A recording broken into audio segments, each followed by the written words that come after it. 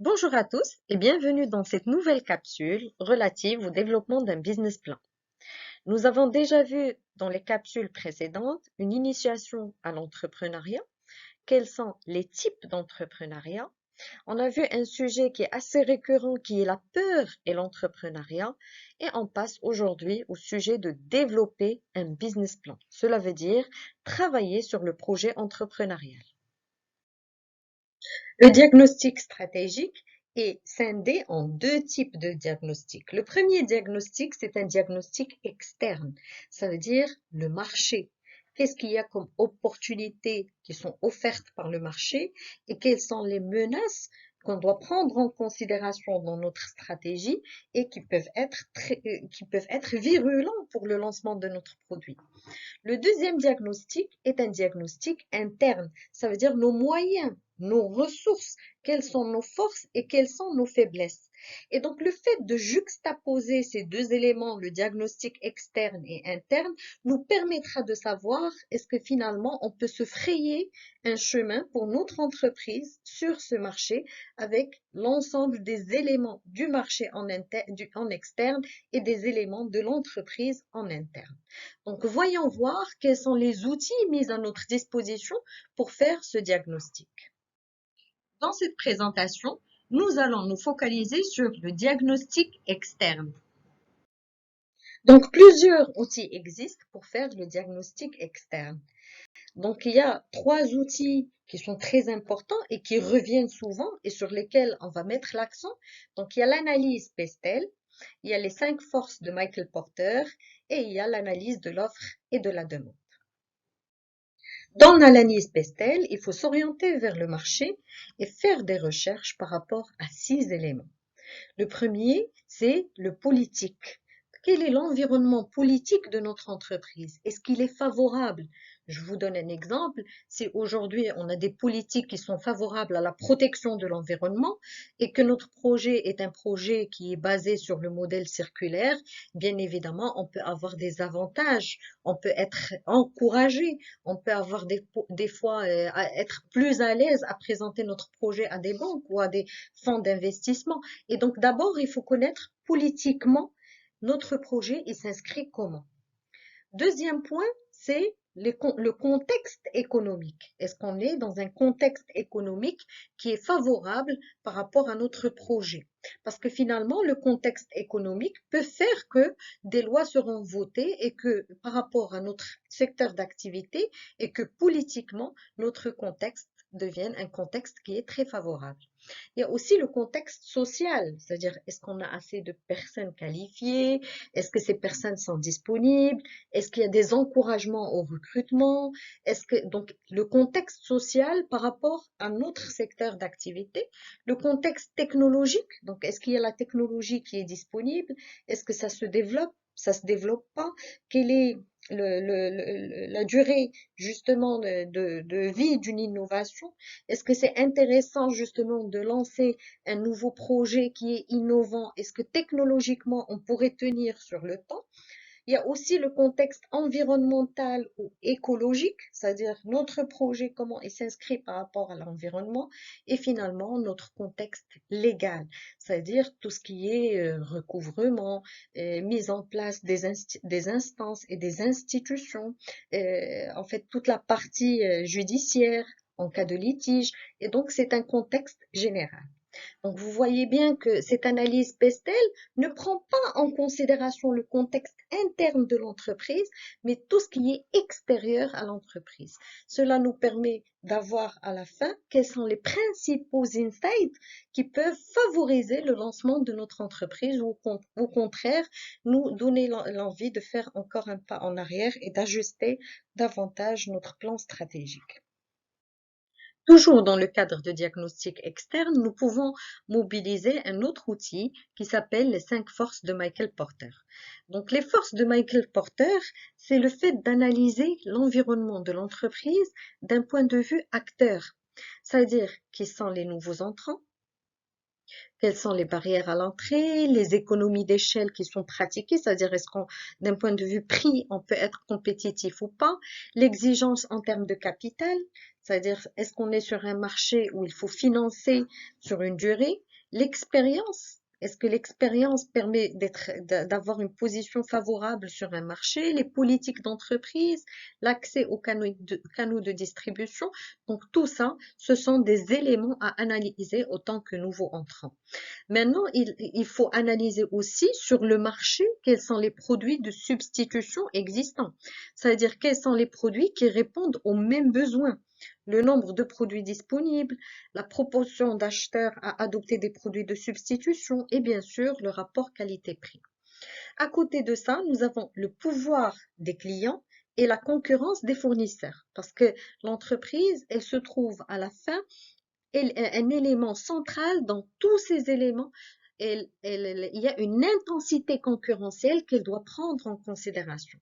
Donc, le pouvoir des clients, le nombre de clients disponibles, la taille, l'importance du marché, la différence entre les concurrents. Est-ce que c'est une différence notoire? Est-ce que pour le client, c'est un produit banal? La politique de prix existante et les produits de substitution. Quand on parle de concurrence fournisseur, ça veut dire quels sont le nombre et la taille des fournisseurs. Et est-ce qu'ils sont capables de fournir à tout le monde ou est-ce qu'il y a des exclusivités ou des avantages pour certains clients que d'autres n'ont pas? Le caractère unique des produits du fournisseur et l'habilité des produits de substitution justement pour remplacer ou pas ce fournisseur. Et bien évidemment, tout ça, il y a une intensité concurrentielle, c'est-à-dire la rivalité entre les concurrents qui sont existants. Il faut analyser le nombre de concurrents, la diversité des concurrents, la croissance de l'industrie. Est-ce que ça permet d'avoir une part de marché pour tous les concurrents en même temps? La différence de qualité et la fidélité à la marque. Donc là, c'est un diagnostic qui est différent du premier parce que nous ne nous inscrivons pas dans des tendances génériques par rapport au marché en général, mais nous sommes plutôt sur les concurrents, les fournisseurs, les substituts ou encore les nouveaux entrants et quelles conditions favorables ou défavorables pour ces nouveaux entrants. Donc, toujours dans le cadre du diagnostic externe, il est intéressant d'analyser l'offre et la demande. Comme on sait tous, le marché est un équilibre entre un ensemble d'offreurs et un ensemble de demandeurs. Et de ce fait, parmi les questions qu'on doit se poser pour l'offre, est-ce qu'on est dans un secteur en sous-capacité ou en surcapacité? C'est-à-dire, est-ce que le secteur, il est mature et dans ce cas, il est très très difficile de pouvoir s'enquérir d'une part de marché ou est-ce que nous sommes dans un secteur qui est naissant? L'importance des charges fixes par rapport aux charges variables, c'est-à-dire ça va nous donner une idée par rapport à la structure de coût. Est-ce que les charges fixes sont très très lourdes et est-ce que finalement on pourrait les supporter à travers les produits de l'entreprise? Est-ce qu'il y a des barrières à l'entrée ou des barrières à la sortie? Et quand on parle de barrières à l'entrée, la présence, par exemple, d'une multitude de concurrents va faire que certains concurrents ont un avantage compétitif, c'est-à-dire des incoterms qui sont négociés et des fournisseurs avec qui ils ont des clauses qui leur permettent d'avoir un avantage. Et tout ça est très important à étudier. Parce qu'on peut certes être concurrentiel et se rendre compte que on ne fait pas de marge. Et ça, c'est fatal pour une entreprise. Le degré de concentration des entreprises du secteur. Donc, que ça soit une concentration régionale, c'est-à-dire dans une ville donnée, est-ce que c'est plus intéressant de lancer dans une autre ville ou dans une autre région, ou que ça soit une concentration sous forme de joint venture, c'est-à-dire que les entreprises, ils peuvent se mettre ensemble et justement avoir des avantages que le nouvel entrant ne pourra pas avoir. Donc, toujours dans le cadre de l'offre, maintenant du côté du consommateur, quand est-ce qu'on achète et quand est-ce qu'on consomme le produit? Quel est le degré d'intégration de la filière? C'est-à-dire quand on est dans une filière de production ou industrielle, est-ce qu'on est prépondérant dans cette filière ou on est facilement remplaçable? Donc, la concentration de la distribution. Est-ce que la distribution se fait sur plusieurs points ou est-ce qu'il y a une sélectivité dans la distribution qui, justement, peut nous poser problème ou peut donner un avantage aux concurrents? les besoins de financement. Et ça, c'est très important. Ça veut dire qu'il ne faut pas voir les projets qu'on peut avoir sur le tas, mais quand est-ce qu'on pourrait recouvrir notre argent et pouvoir les réinvestir? Beaucoup d'entreprises ont des problèmes de recouvrement au départ et de ce fait, ils doivent payer des charges de façon récurrente et derrière, l'argent n'est pas encore là. Et donc, il y a des problèmes de trésorerie et il y a des problèmes de cash flow. L'évolution technologique. Est-ce qu'on est dans un secteur où justement les évolutions technologiques sont fatales? C'est-à-dire qu'aujourd'hui, je travaille sur une technologie et demain, il faut tout oublier pour la remplacer par une autre? Ou est-ce que l'évolution technologique, elle prend plus de temps et donc elle donne plus de temps de vie au produit?